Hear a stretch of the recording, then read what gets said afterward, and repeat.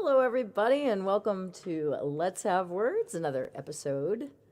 This is a talk show that happens every Sunday, 8 p.m. Eastern Time, and we're broadcasting on WWHR Internet Media, and I'm your host, Lara Samuels. And if this is your first time tuning into Let's Have Words, you may have some questions. For example, what is Let's Have Words? And if that is the question, then I have an answer for you. So Let's Have Words is a talk show. And on this show, what we like to do is, well, our general overarching philosophy is to celebrate communication, celebrate conversation. That's really what we're about. So that's kind of our mission here at Let's Have Words. And in that spirit, what we like to do is interview folks. So from time to time, we have a person on that we interview, and then from time to time, we don't have anybody that we interview. And what we do instead is we just serve up a topic for the audience, and we just kind of chew on it. So we throw around our ideas, insights, observations on said topic, and that's called an open discussion, and that's what we're going to do tonight. So during the open discussion, where you, the audience, you're the guest on Let's Have Words, and we really rely on you to participate, and what happens is you can participate in one of two ways. Well, really, you can participate in three ways. You can just kick back and listen to the conversation, which is perfectly okay. But if you would like to actually participate, there are two options. You can write your comments and questions in the chat when we open up the chat, in which case we will incorporate your questions, comments into the discussion. The other way to join Let's Have Words is to come on with your video, which you would have to follow the link, and we would have you enter the studio, and you can come on with your video and join the conversation that way. We can have multiple people in the studio at the same time, so if there's somebody in the studio tonight, do not feel like you cannot come on. Of course you can. We can handle more than one person. Can we handle more than two? I don't know. More than three? I don't know. I think so. I think we can. So in other words, if there are other people in the studio, do not worry. You can probably come on too. All right. So, and we will open up the chat and open up the phones, I guess, or the video piece momentarily. First, I want to introduce our topic tonight and make a few comments about it. And you may notice behind me there, this is, I never pass up an opportunity to have a Picasso behind my head. So that you may recognize as a Picasso painting. And that Picasso painting is called Friendship. And it's not the entire thing, it's just a piece of it. But, and that is our topic for the evening, friendship. So we are speaking of all aspects of friendship, whatever you feel is important, whatever your observations and insights happen to be about friendship. We would love to hear them. So friendship, one of the reasons why I picked this topic is because I have a very, very close friend. I would call her my best friend, I guess, that I've known for most of my life. We met when we were about 12. And we have managed, against all odds, in fact, I would say against a lot of odds, we have managed to maintain our friendship fairly successfully all of this time. And even though we live in completely different places, so I live in southern New Hampshire and she lives in Wisconsin, and we still have managed to stay friends and we've both changed, and still she is my closest friend, which is a nice thing to have, and I feel very lucky to have a really close friend like that, because I don't think it's particularly common. And I don't know. She's a staple of my existence. Like I'm not exactly sure what I would do without her. We both came from, we kind of had some problems when we were younger, and I think that we mutually carried each other through all of that stuff. And I'm not sure what would have happened if she hadn't been there. So she's like, I like to say that she's my anchor. She's always because I've moved around a lot in my life, and I've changed. I've moved around the country, and I've changed my environment and everything, and she has always been there that whole time. So she's the one constant in my life, and I rely on her a lot. So she came to visit me this weekend. So that's what made me think of this topic. She was here from Wisconsin. She hung out with me. She left this morning, and I'm kind of sad, but it's okay. I can manage. I'll get through Let's Have Words, because we're going to be talking and celebrating friendship. So in a more sort of less personal and more global sense of this topic, I would like to mention that it is very well established that there is a loneliness epidemic that existed before the pandemic, but has been exacerbated by the pandemic. And this is a global phenomenon. In fact, some countries have even developed like ministries of loneliness to tackle the problem. That's what a horrendous problem it is. You may think that older people are more affected, but actually, my understanding is that young adults are very heavily affected by loneliness at this point in time for a variety of reasons. So, but it's across the lifespan. There's a loneliness epidemic that's occurring for a variety of reasons. And we can talk about what you think some of those reasons are, if you would like to chime in about that.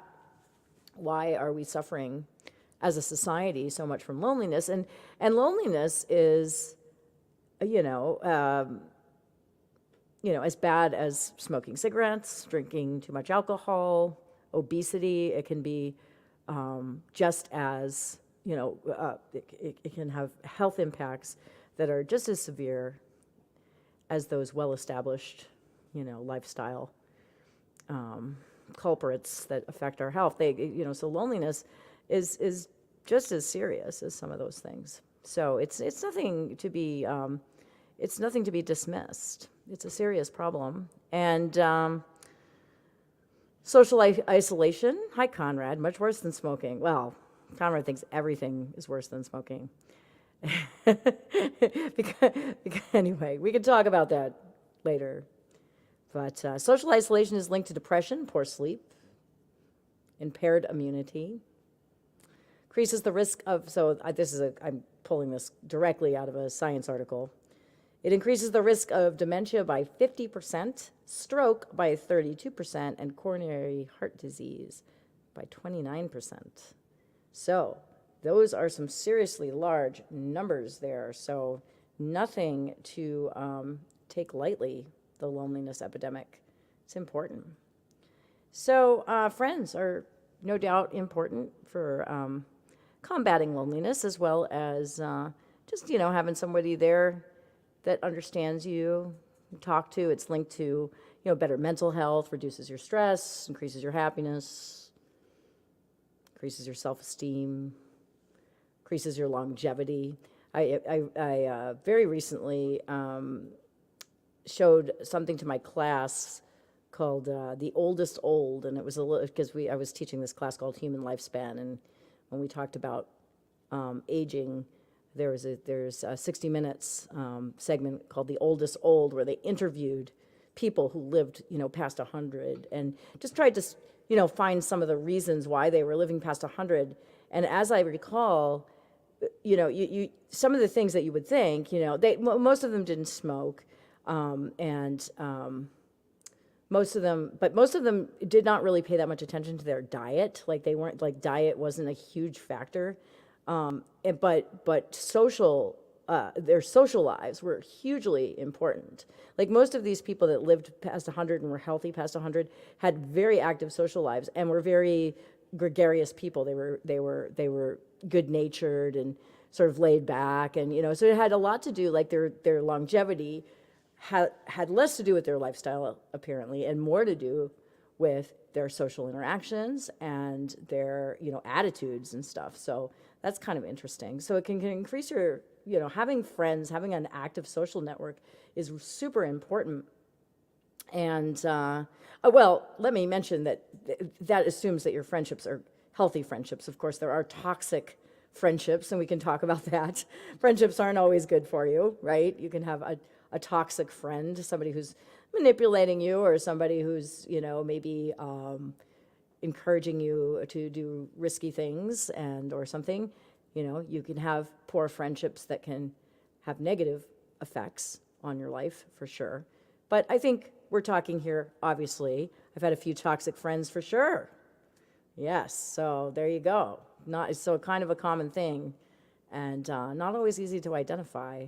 So, we're trying to keep it positive here. So we're talking about friendship as we're assuming that we're talking about good friendships, friends that kind of accept you for who you are and are really just there to support you and don't have an ulterior motive of some kind, or they're not psychologically disturbed on some level. So we're talking about good friendships primarily, hopefully. Although if you want to call in, chat in, and discuss your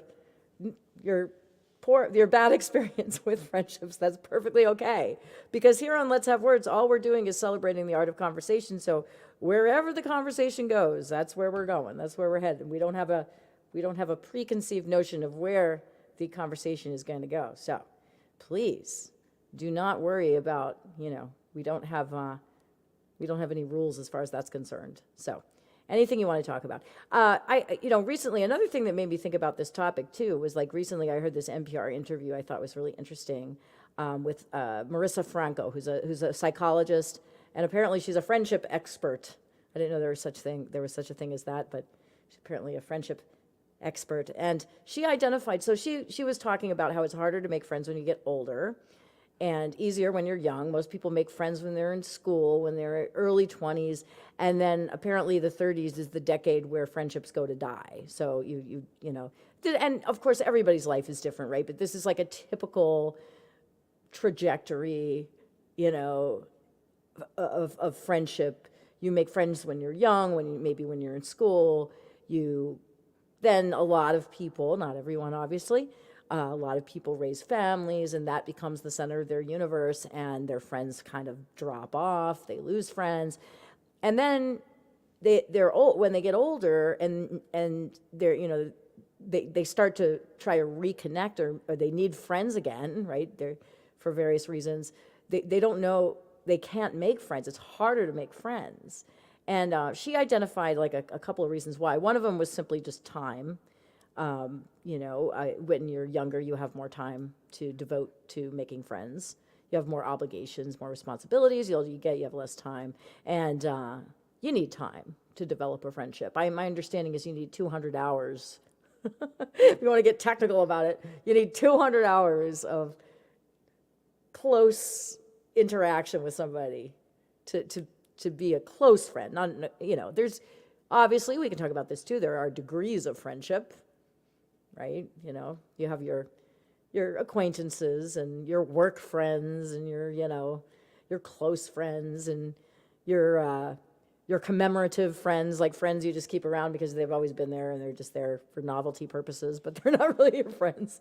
So you have all kinds of different friends, right? But so we're talking for a close friendship. It takes about 200 hours. So you need the time. But another thing, a phrase that she used I thought was really interesting because it didn't occur to me was that you need continuous, unplanned interaction to make friends. And that is something that happens less and less as you get older. Although, perhaps, when people move in later in life, they might move into retirement homes or retirement communities. That is a similar environment to school, right? When you're younger, in the sense that you have that continuous, unplanned interaction. And that's how friendships grow organically. But when you don't have those opportunities, which a lot of older people don't necessarily, and work doesn't really count because there are other things going on. So when you don't have that continuous unplanned interaction, you actually have to work to make friends. So that's another reason. You don't have those opportunities. So you don't have a lot of time, you don't have a lot of opportunities, and people need to be vulnerable, she said. By the way, this is Marissa Franco, psychologist, and from an NPR interview I heard months back, and then I read the transcript recently. She talked about shared vulnerability. So you have to be vulnerable to make a friend. And the older you get, the less trusting you are of people, the less likely you are to open up to them. You know, you have a stronger fear of rejection. You're not as naive, right, for better or for worse. So it's harder to make those connections with people for that reason too. So there's a perfect storm, according to Marissa Franco, that kind of work together and make it harder for us to make friends. And she said you have to work to make friends. Like, you have to actually ask people, you have to treat it like dating. You know, you have to ask people out on dates, basically, friendship dates. And it sounds awful, doesn't it? I have never been able to do that. So maybe you're somebody who can do that or has tried that. I don't know. I mean, she basically said you really do. You have to work at it. It's not organic. You have to make it happen. You know, you have to find people that maybe you feel a slight connection with or whatever, and walk up to them and say, hey, you want to go grab a beer after work or something like that, right? You have to, actually work, which makes many of us coil in panic, including myself. So I don't know, but that's what she said. She's a friendship expert. We cannot argue with her. She's the expert, so she must be right. The other thing I was thinking about friends is really important, because you can't, some people, their romantic partner, maybe you're one of these people, is your best friend or your friend or the person you rely on the most and for emotional support. And that can actually be damaging to a relationship when that's the only, that when you're relying on somebody for so many different things, right? It's just a lot of pressure. And having a friend take some of that burden away can be actually beneficial for a romantic relationship. So you should encourage your partner to go out with their friends and hang out with their friends. It can actually be a healthy thing, right? Friendships can provide, what? Let's talk about it. Call in, chat in, let me know what you think friends are. What's a friend? What do you expect from a friend? What do you want out of a friendship? Comfort. You want to feel bolstered up. You want to feel like you're to feel better about yourself. Somebody that you can trust. Somebody that understands you. That's important to me. I like, in a friend. That's why I've had this close friend for so long. I feel like she really understands me, which is not something that it's easy to come by. Somebody who completely understands you, And I think that when you find it, but it's hard to find somebody who really understands you. You get me, right? Your friend, so you want to say that to your friend. Made some friends. They've become closer than I've had in my life before. Very nice. I wonder why that is, Ronnie. You can maybe speculate on why you're making closer friendships now. So I think we become choosier when we get older. We're pickier. Friends for novelty are just acquaintances. Yeah, they're right. They're not really friends. That's true, Aspen. There's different degrees of friendship, for sure. So. And some people have different friends for different reasons. You might have your friend that you go to the bar with, and your friend that you go play tennis with, and your friend that you you do mischief with, rob banks and stuff, whatever.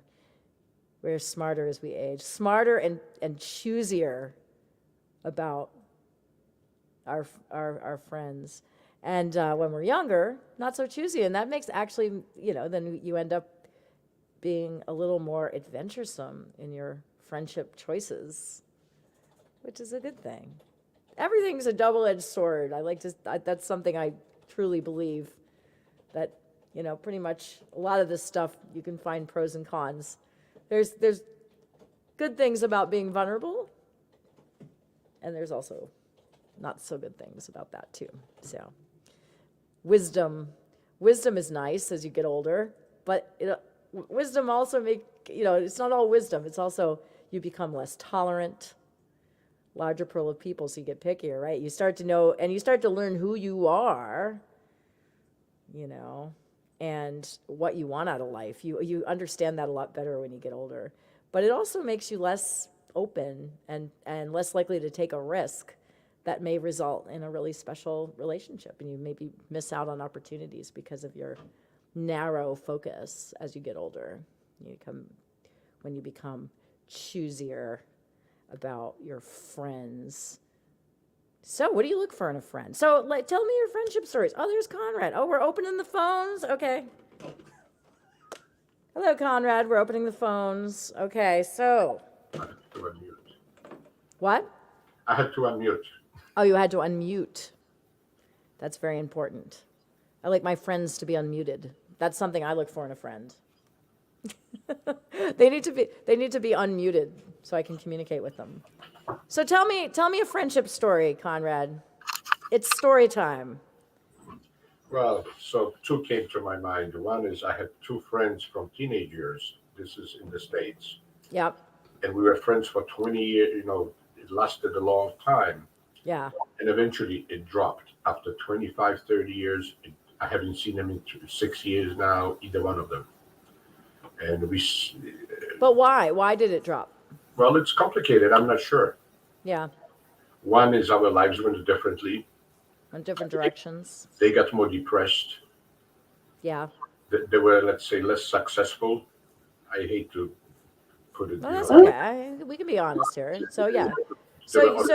And you had these friends in your early when you were like what? 16. 16. Oh, so these are your teenage friends. These are your high school buddies. No, we used to hang around the corner. Right. Well, one of them, the one that I've known, the other one is younger, so I've known him less. But yeah, this guy, he was my close friend for 30 years, whatever.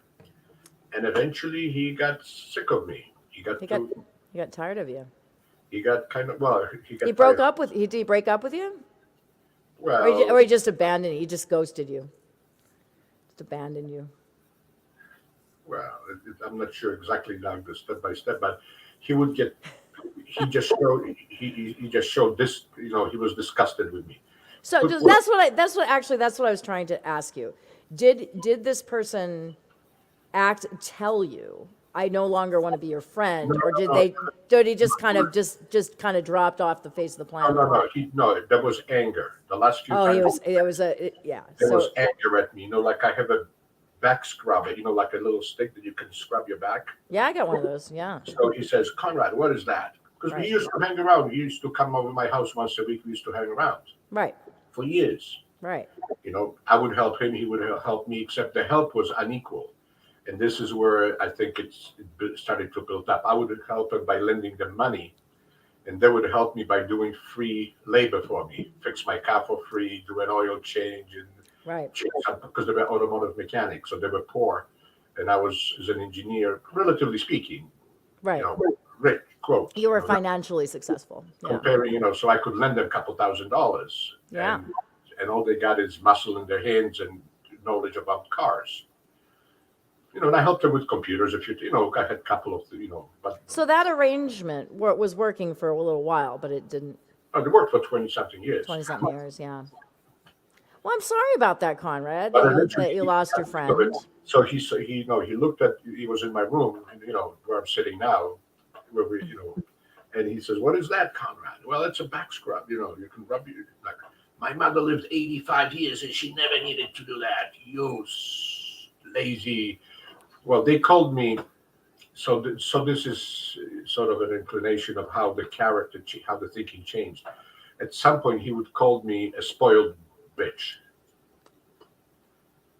And so he would look at me like, "Yo." Because you had a back scratcher? No. Because I can buy a brand new car. I see.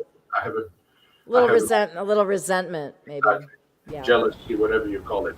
Yeah. And I could afford things where he couldn't. I would buy good clothes. You know what I mean? I was, comparing to an automotive mechanic, I was spoiled. Yeah. Boy, there's some noise here. I don't know what that noise is. That's something on my end. You can mute me. Everybody out in audience land, this is Ronnie. She often puts comments. Sorry, I don't know what that noise is. That's okay. We'll figure it out.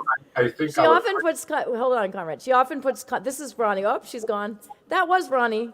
She often puts comments in the chat, but she doesn't come on very often with her video. So I'm very excited to see her, and I hope she comes back so we can talk about friendships. There she is. Oh, it's normal now. Now it's gone. Gosh, it No sounded like, I don't storm. know, it sounded like a tsunami or something. It was very dramatic. Okay, so Conrad, go ahead, finish your story. Just to try to finish it, because you can talk for, Yeah, this is yeah. like hours and hours of speculating. No, I think over the years, it's just him looking at how I lived and how he lived, it got him depressed. And he didn't need another sort. His mother passed away. He had to change her diapers for a few years. Yeah, That was depressing. So his sure. life got depressing he was an automotive mechanic for 25 years, got nowhere, couldn't, unless he won a lottery ticket, he was always broke. Yeah, You know what I mean? Because he didn't make enough money, he could never buy a house. You know what I mean? He had to live in his mother's right. house. So used car, you name it. And I could buy fancy clothes. I could afford, whatever I wanted. Yeah.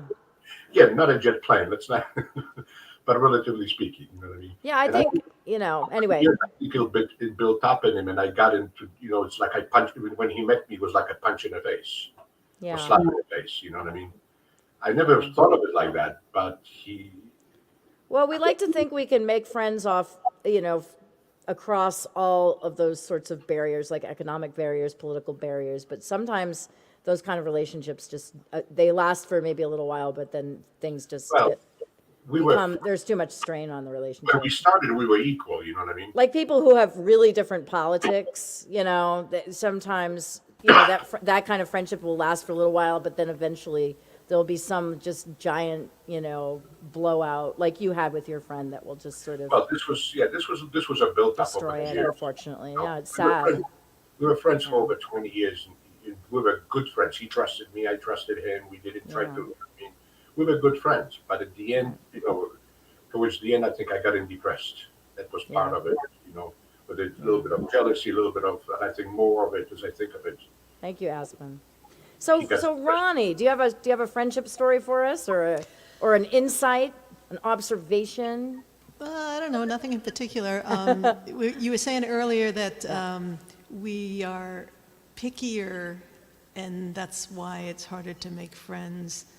But I think I am pickier, and at the same time not as picky. And I, as I get older, I'm like not quite as much. I'm more accepting of people, like I might not have wanted to have anything to do with them before, but I see them as just human and fallible and things like that, whereas That's true, right? yeah. You see, more like, through the accepting of- stereotypes and stuff, and you see people more as just like everybody, everybody's human with the same basic needs, and yeah. Right. People Yeah. that I would have written off before and saying, no, I don't want anything to do with them, That's a I'm good more point, open yeah. and accepting to, and things like that. Yeah.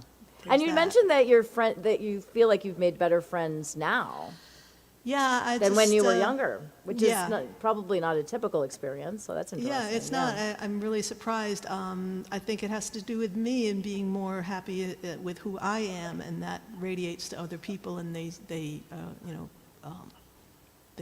see me as a person who is, comfortable and Yeah. Well, easy to talk to so and stuff right. like that. So how you like as How you I get older, project you start myself. right. You start to develop your identity better. You have a stronger sense of who you are, Yeah. and maybe that makes you more appealing or more attractive to other people, and maybe it makes you less self-focused and more apt to be externally focused. Yeah, Once you've accepted yourself. Right. Yeah, definitely. And Those are it's- some it- awesome it's- points, Ronnie. Yeah. It's a symbiotic relationship, though. Yeah. The more they accept me, the more I accept myself, the more I am open for them to, it's like a circle, kind of. Yeah, that makes sense, of course. Yeah, and but still, so I mentioned my really super close friend that I've had all my life, I mean, I just feel like she understands like every layer of me, like from, like over time, you develop, I like to think of them as layers, and she's been there for every single layer, so she knows me all the way through. Where if I make a friend now, they just know me who I am now. Yeah, And they so don't they know don't your have whole a history. full, right, they don't, even if I tell them my history, they still don't have a Yeah. full understanding. So they don't have I think it's almost impossible, maybe, even when you make friends when you're older, to have somebody that really truly understands like every layer of who you've been and who you are, you know? Right. That's why I really admire people who've been married for like 50 years or something like that. Yes. It's like if I amazing. were to get into a relationship now, I could tell them, my whole life, and they might know facts and stories that I've told them, but they weren't there the whole time and everything. Yeah, yeah. Through it So, all. yeah, so do you actively try to make friends? Or does it just No, happen? It just happens. Yeah. I don't actively go out searching, but I just happen to have fallen into a community of people, and a few of them just stood out and connected, and it's been really nice. Yeah, I think that music, well, Mark and I were talking earlier, are not friend-oriented. That's interesting. Yeah, that's true. So Mark and I were talking about music and how much music has definitely, like finding a circle, like a shared interest like that can really expand your social network. Right, finding your significantly. tribe, and I found my Your tribe. tribe. Yeah, exactly. And, but we were also talking about how with music, it's funny, like you, I think I've mentioned this to you before, but when you jam, like I like to jam with other people, but when you jam, I've been jamming with some people for like 10 years and I don't know anything about them. Right. But I yeah. feel like I know them really well. But when I think about it, it's like, wait a minute, I don't know anything about that person. Yeah. You know? What do they do for a living? Do they have kids? I don't know. No idea. I've known them for 10 years and I have no idea. But Yeah, they well, play like some people- awesome people- Mando licks, I know that. Well, it's like people that you work with too. Yeah. Depending on yeah. how open they are about their private life, you could work with them for years, but know absolutely nothing about what they do outside the office. That's right, it's true. It's kind of weird. Aspen says that the pandemic changed personal dynamics, definitely. Yeah, I believe that, definitely. But I want to Pandemics touch have on it something become- else you were saying is about Yeah. people who we have different politics with and things like Oh, that. yeah. And I often find myself, it could be politics, and in some cases it is, that I'm about to talk about, but it could Yeah. be other things where I become friends with certain people and then friends with other people, but those other people do not like the other friends. And so I'm kind of stuck in the middle of where are Oh, my yeah. loyalties, am I, I've got this friend and then this other friend, and they Right. don't, And who- those two, they don't necessarily click. yeah, so how Right. do I, can't hang be out as friends like- with both of them without offending one Right. or the other? It's That's probably, weird. that is It's tricky. problematic. Yeah.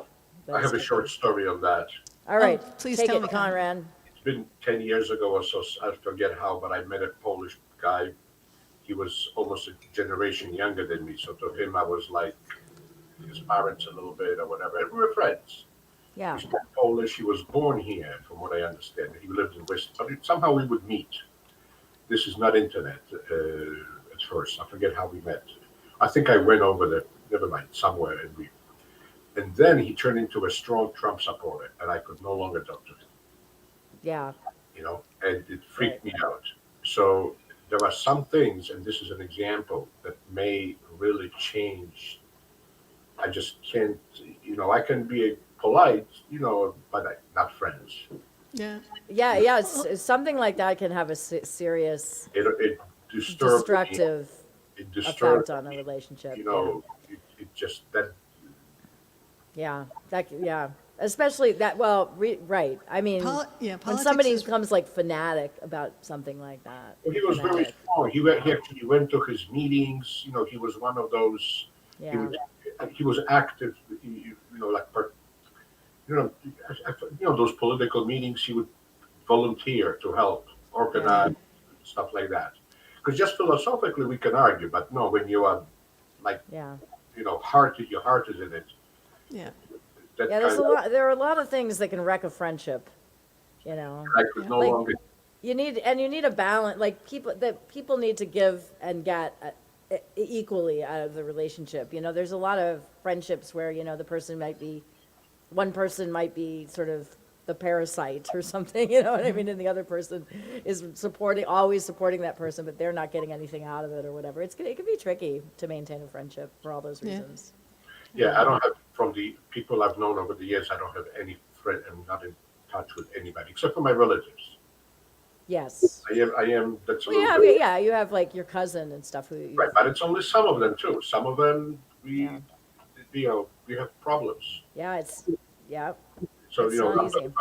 I'm talking So, about, just for a second, let me just interrupt this conversation just for a brief moment to let people know that we're talking about friendship here on Let's Have Words, and we're just kind of rapping about it, just, so, we're talking about, what makes, well, we haven't actually talked about that yet. Let's go there next. So, like, what makes a good friend?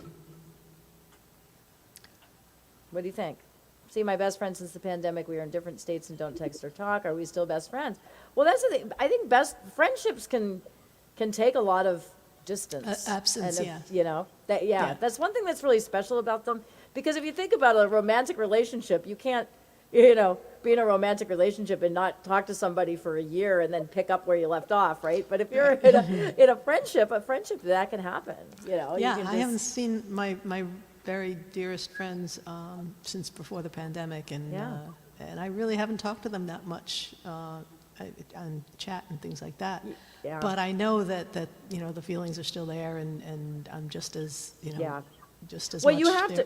you have to work though. I mean, you would have to like call them up or write to them or Yeah. do something. Yeah, or we they check would in have every to do once in a that to while. you to reconnect for sure. You Yeah, have to like. we check in make an every once effort. in a while, but I really miss the more frequent contact that we used to have. But I know that our friendship was so solid and established that it can take the distance. Yeah. And, yeah. That's a good feeling to know When we that see those each people other will again, be it's- there. Yeah, Yeah. right, Right. yeah. So what do you guys think? What makes a good friend? I think You don't know, when I Conrad? was Oh, no. That's okay. when I was thinking about not having friends, I was like, Yeah. well, if I want to have friends, I have to be a friend. I have to work harder at reaching out to people and being to them what I want them to be to me. Right. So there's that loyalty and just acceptance and things like that. I think those things make a good friend.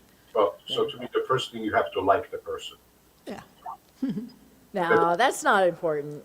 No, that right. You have to like them, Yeah. but I don't know. I think there's this sort of like, and you have to trust them. Trust is like Trust is huge. Is like hugely important, right? Well, Obviously. It depends on the depth of the strength of friendship, you know what I mean? Yeah. But Well, what- I think we're talking now about close, like really close friends. Well, I mean, so one of my- there's all different levels. You have your acquaintances and you have people that So, you so just one kind of my mechanic friends, who was my close friend since he was 15 or 16, I think, and I was 20, he was 5 years, I lent him a couple $1,000 over time. It accumulated, and then he asked me, Conrad, I can't, I won't pay you. 10, 15 years later. So much for trust. Yeah. Well, that's dangerous. Money can Can ruin friendships. is another thing that can do some serious damage to friendships. Yep. Lending somebody money and them not paying you back, or yeah, that can. Well, that can- because he says, you have Problematic. 10 times more than, whatever. And, right. What he was saying is, you don't need the money. Right. I'm not going to pay you back. Right. It was like as if I was a millionaire. Yeah, you're done. You're whatever. You're a Yeah. billionaire, and this is 2000 makes nothing to you. And there was truth for a long time, yes, but it hurt. Just him saying it straight out like that, with a little bit of anger, a little bit of I don't know, maybe I don't know. Resentment, I think, it sounds like this friend resented you, Right. and Well, there was a lot of jealousy and exactly. resentment. Over the years, that's what I realized. Yeah. And I was shocked when I understood that. Because Yeah. it was apparent, calling me spoiled bitch was like a joke to me, but they actually meant it. It hurt them, that I can live well, and they have to suffer. Yeah. Stuff like they had black hands from the oil being in car mechanics, and I'm clean, Right. You're in the office. I'm just- You got your white collar job. Right. I'm just picking Yeah. as examples, but Yeah. but yeah. It's too bad, Conrad. The It's trust, sad. the trust was there for years, Very for 20 years, dangerous. and then it failed. Yeah. Yep. You I do had it. I had a friend that I thought I was very close to. I really thought that we would be really good friends for many, many years, and she just turned on me one day, and it was so devastating to me because. That's awful. That yeah, sounds terrible. Yeah. I've never actually lost a friend like that. I've never had a friend, but I've lost a lot of friends just from not maintaining, Right. the relationship. So, for Yeah. example, I moved to St. Louis and I made at least 3 really good friends that I can think of, like people that I would identify as close friends that I could talk to, that I trusted, that I felt like we had I enjoyed being with them, all that stuff, all that important stuff. And yeah, I've lost touch with all of them just when I moved back here, and lack of maintenance. It wasn't it wasn't like we had a fight or anything like Right. that. But that's usually how I lose friends, is I just have- that lack of maintenance, which unfortunately you need to do if you want to keep friends. Yeah. Well, I and have- you have to Sorry, be go ahead. involved in you have to be involved in activities that that sort of make friends. If you play sports, you're in a team. You have friends on your team. Yeah. Well, some may, maybe not everybody, but I remember as I got older, when I was younger, it was drinking that made friends, partying, you know, the similar activities, driving cars fast, whatever you call it. Getting into trouble. Well, that's right, getting into trouble, rowdy, seriously, Yeah. we had similar, let's go to the beach and raise hell. Right. Well, right. Similar values, like similar what things that you wanted out of life at But that that's why I time. brought up sports team, because it's like a little team of, I used to have buddies. I used to go to discos and then go to clubs. We would hang around and get, drink, things like that. And shared experiences and doing things together, and it's like, remember when we did this and that kind of Right. thing. And then if there's a long distance, a long lapse between contact, and you don't maintain that friendship and go out and do stuff together, Exactly. their That's life goes on, your life goes on, you don't have the shared experiences, you don't have the history that you can, That- look back on and say, wasn't that fun that we did this? Yeah. All of that is way in the past. That's Well, yeah, right. we did that a long time ago. What have you done lately? It's like, I've done all these things. Well, I've done all these things, and we have nothing in common anymore. So as I got older, I stopped doing all those things as I became, a grown-up engineer. So most of my friends were from work, if not all. Yeah. They were work friends. Again, I would work with 40 people, 100 people, and few with my friends. We would go for beers after work, or come to each other's house once in a while. But they And- weren't your close friends, probably, though. They were Well, just Acquaintances. friends, convenience friends that you Well, had fun and with you or can whatever. call it right, and you can call it. Right. You wouldn't necessarily count on them in a crisis. In other words, like if you were having a Yeah, crisis, right. As far as you wouldn't have called them up in the middle of the night, and They're more like buddies, I guess. yeah, right, buddies, which is important. You need those people too. That's really important. But I do think you need those really close relationships. But somebody you can count on, somebody that understands you, somebody that you can talk to. Like I said, like call them up at 2 a.m. And with like a crisis situation. Like Well, I those never are had your any- those are your real friends. Like the I people never had that anybody like you feel that you can do Okay, that with. Kaylin, I've never had anybody like that. Never had anybody like that. Yeah, yeah. Maybe your family. Some people in your family. No, not even that. Yeah. Well, some people, probably some people need that more than others too. So, I don't know. Music is my friend. My pets are my friends.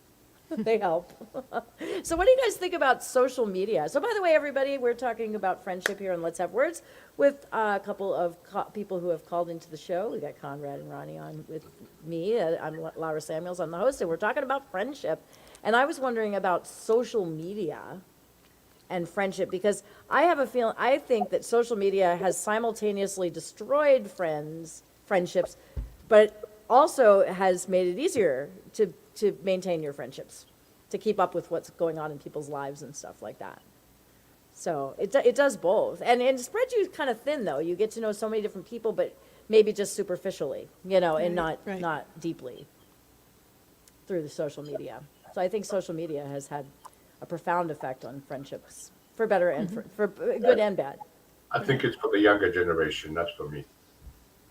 Yeah, but I think even people our age are still definitely impacted by the effects of social media, because people use Facebook a lot, and couple of don't. avenues of friends and friends, yeah.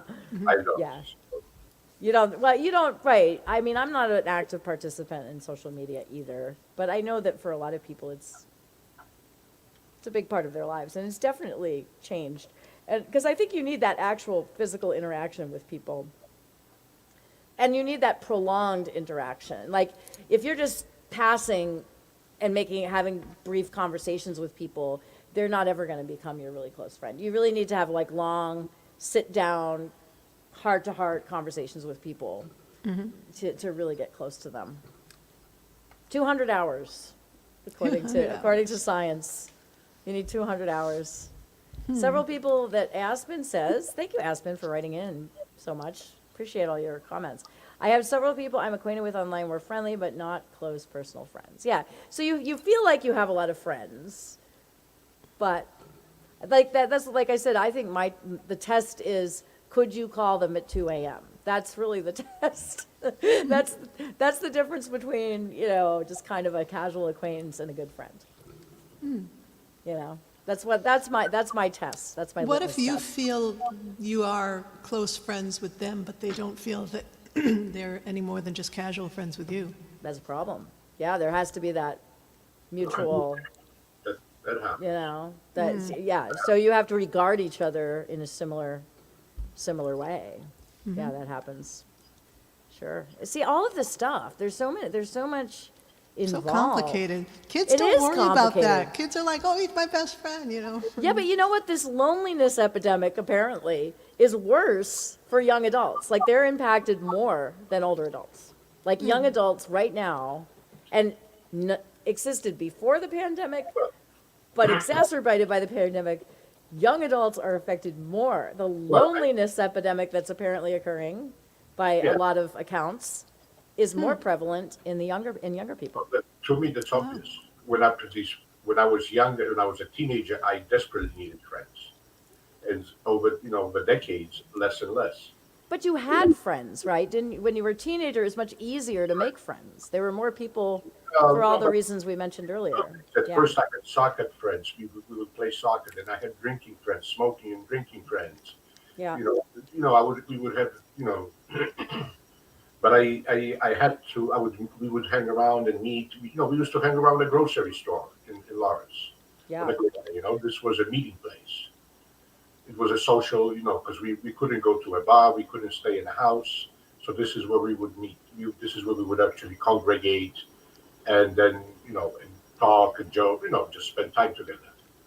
But this was necessary when you were 16, 18, young. And as you get older, it's much less, at least for me, and I think for most people. Yeah. You need Well, I that- don't know if you heard the comments that I started out with, but this friendship expert mentioned four reasons why it's harder for us to make friends as we get older, and that definitely the opportunities become fewer and fewer as we age. The opportunities for interacting with people But we on need- that level. But we needed less. I believe we needed, at least personally, Always we did. only saw teenagers hanging around, the 12-year-olds, the 16-year-olds.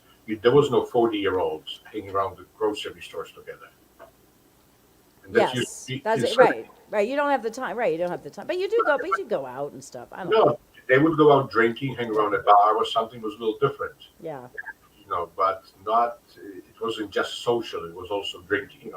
Not to drink alone yeah, or not to party alone. You know what I mean?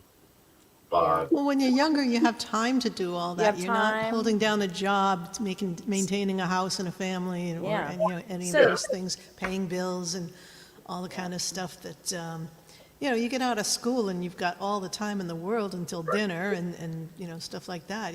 Adults don't have all that luxury time.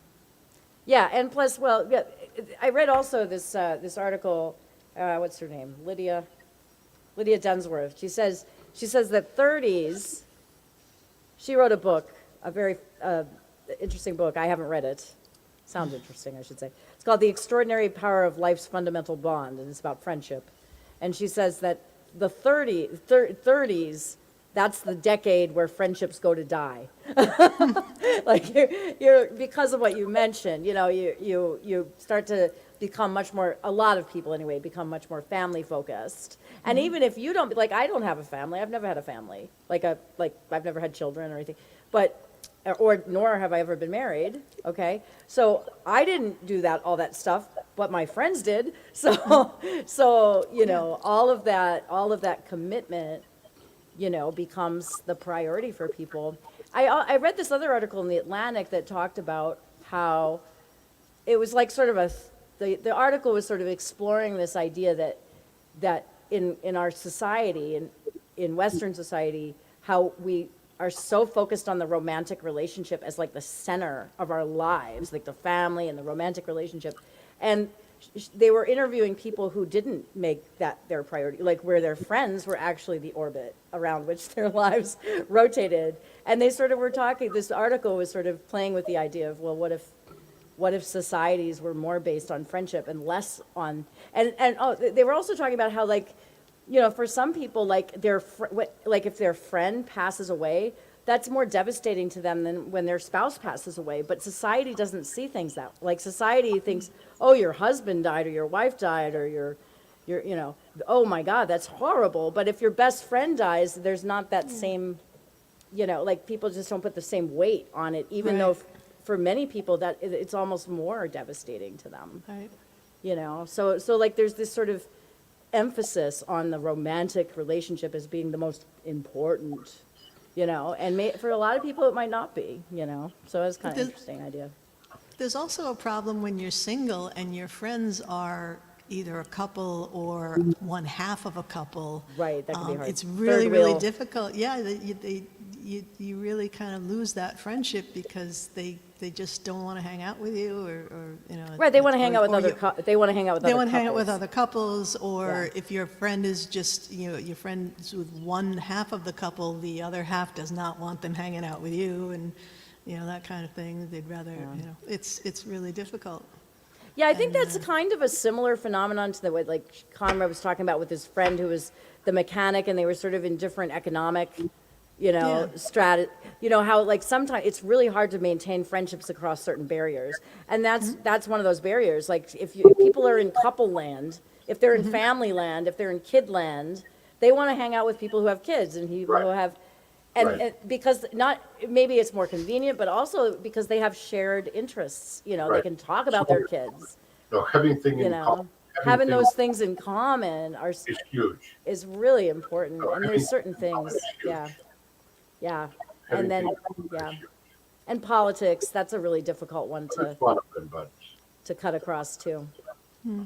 Yeah, religion can be tough if it's important in your life to like have, to maintain relationships with somebody who has very different religious beliefs than you do. Right. I just encountered that with I always encounter that with my good friend, because she has some religious beliefs and I don't. And it's really tough for me to understand her religious beliefs. And we never go there. We've been friends since we were 12, okay? And I'm 54 now, so do the math there. And you just don't talk about it. we just don't talk. We just don't go there. We just don't go there. But it's weird because if we do go there, it's like I can't understand her. That's the thing. I have a friend whose politics are like totally opposite of mine, and I can't understand how he can believe the things he believes or support what he supports, but we just don't talk about it. Yeah, and it's like, am I gonna lose his friendship totally? Yeah. Or keep friends and just that's subject that we I know how he feels, he knows how I feel, and we just never talk about it. Yeah. All right, you guys. So I think are we getting close to the? So let's. We got 5 minutes. Yeah. Okay. So according to my producer, hey, what do you guys think about my? I had another excuse to put up a Picasso. I never pass up. Awesome. I know it's so Love it. beautiful. I love Picasso. really I can't nice. get enough. Anyway, that's called Friendship. He doesn't like Painted in Picasso. 1908. So anyway, yeah, so we've had a great conversation, I think, about friendship, and I have like a million things I wanted to mention that I didn't have a chance to. I love a friend and her politics. are so wrong to mine, I had to step away. Yeah, sometimes the politics thing is just not a divide that a friendship can Well, but survive. I It's just, especially with recently with the see, polarization of I society. anything with a personality of the other person is something you cannot accept. Yes. Serial killer, rapist. Well, right, right. There's certain things, right, or just not You don't right. need there is just. There's I'm sorry. that too. We didn't go there, but that's Well, right. I just have to bring up so certain thing about personality. Like Yeah, can be really turn you off and absolutely. be unacceptable.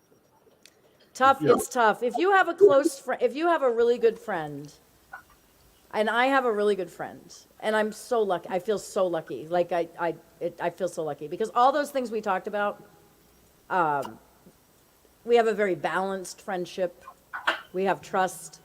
We have mutual interests. We have all of those things, and I think it's a very special thing, and I feel very lucky to have that person in my life. And I feel very lucky to have made new friends as well, which is also a really wonderful thing as you grow. Because sometimes your old friends, they don't really, when you change, they don't really necessarily keep up with your right. So I've experienced over with the your years when I moved from neighborhood to neighborhood, I would lose friends evolution. Yeah. and make new ones. You know what I mean? When I Yeah, so it's changed, good to have new friends. It's good to have old friends. A little bit of both. Little bit of both in the mix is good. So I just have one friendship quote that I want to go out on here. That I looked for a friendship quote. I found a bunch of sort of sappy friendship quotes and friendship poems and stuff. I was like finding something. This is the one I settled on. So this is from Clifton Fadiman, who's just an American intellectual.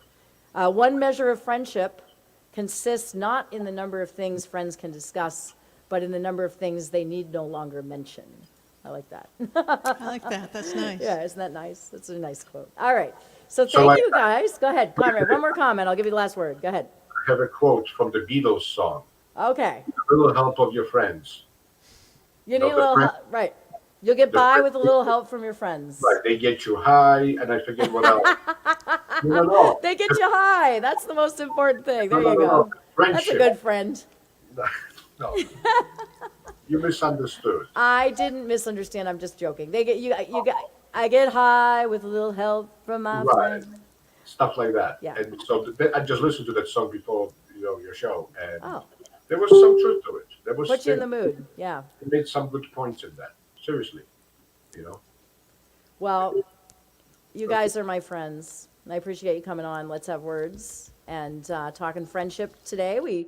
As usual, we didn't get to, get to all the wonderful avenues we could have gone down. But once again, Let's Have Words is about conversation. So wherever the conversation goes, that's where we go.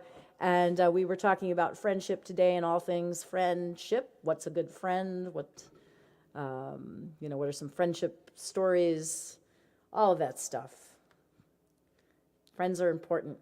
So, we're all those of us that have really good friends are very lucky. And thank you. Speaking of friends, thank you, my friends, for tuning in to Let's Have Words. For another week has gone by, and we are here every Sunday at 8 p.m. Eastern Time. I'm Lara Samuels. I am the host of the show, and we will be here next week. And in the meantime, keep those lines of communication open.